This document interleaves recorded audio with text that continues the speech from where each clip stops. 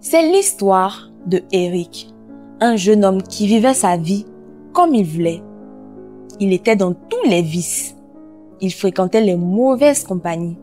Et tout cela l'a conduit en prison.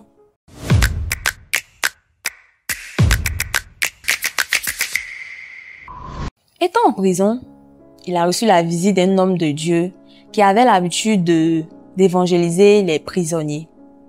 Et quand l'homme de Dieu l'a vu, particulièrement, il a ressenti quelque chose. Et le Seigneur lui a dit que cet homme-là a un appel sur sa vie, qu'il devait servir Dieu, il devait devenir pasteur. Donc le pasteur lui a dit que toi, particulièrement, tu dois servir Dieu. Donc accepte le Seigneur, il fera de toi son serviteur. Eric, comme il a vu la situation, généralement quand tu dis que tu es chrétien, on t'offre des cadeaux, la nourriture et tout. Donc il a profité de la situation. Il dit qu'il est chrétien à partir de ce jour-là. Quelques mois plus tard, Eric est sorti de la prison. Normalement, on s'attendait à ce que Eric aille à l'église, aille dans l'église du pasteur s'il voulait. Mais Eric a disparu. Silence radio. Le pasteur n'avait plus aucune nouvelle. Il est retenu dans les vices. Il faisait pire qu'avant. Un jour, le pasteur était dans la rue, il évangélisait, il faisait des évangélisations plein air. Et il a vu un jeune homme. Ce jeune homme-là ressemblait à Eric. Il s'est approché. Et à sa grande surprise, c'était Eric. L'apparence de Eric avait changé. Il avait maigri. Il était sale. Vous voyez un peu quand la drogue fatigue un homme, comment il est à moitié fou et tout. C'est comme ça que Eric était. L'homme de Dieu a recueilli Eric chez lui. Il a soigné Eric. Il a lavé Eric. Il lui a dit, Eric, je t'avais dit une fois que tu avais l'appel de Dieu sur ta vie. Abandonne tout ça et tourne-toi vers le Seigneur parce qu'il a besoin de toi. Eric, ce jour-là, était réellement fatigué de tout ça.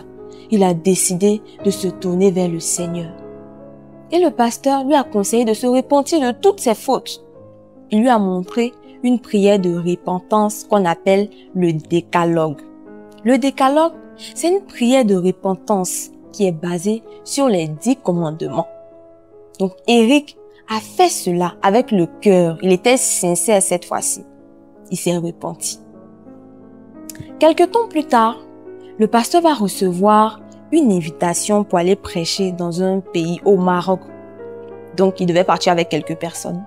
Il a décidé de partir avec Eric pour qu'il puisse voir un peu, voilà, le ministère et tout. Donc, il devait faire des tests médicaux pour, voilà, se rendre au Maroc. Le pasteur a fini ses tests, il a fait tous ses tests. Il restait Eric. Mais Eric, à chaque fois quand le pasteur lui disait, va faire tes tests, il fuyait. Un jour, le pasteur l'a attrapé. Eric, pourquoi tu veux pas faire tes tests? Il dit non, pasteur et tout. Mais bon, avec toute sa honte, il a expliqué au pasteur que, toute sa vie, il a mené une mauvaise vie et tout. Et il a contracté le VIH-Sida. Raison pour laquelle il avait honte. Il avait peur même d'aller faire le test. Quand le pasteur a entendu ça, il lui a dit, Eric, maintenant tu es en Jésus. Et moi, je crois que le Seigneur que tu pries a la capacité de te délivrer de cette maladie. Si tu as foi en notre Seigneur, tu peux confesser maintenant que cette maladie n'est plus ton partage et tu verras ce que le Seigneur va faire pour toi. Eric a cru en cette parole-là. Il est allé prier. Et le lendemain, il allait faire son test. Et à sa grande surprise, le test était négatif. Eric a été délivré, guéri miraculeusement du VIH-Sida. Le Seigneur n'est-il pas merveilleux? Rien n'est impossible à Dieu. Rien ne lui est impossible. Le sida, qu'est-ce que c'est? La maladie, qu'est-ce que c'est?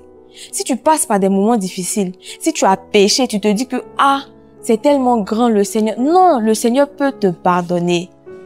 Il suffit juste de te rapprocher de lui par la repentance, par cette technique de prière. Tu te rapproches de Dieu et il va te guérir.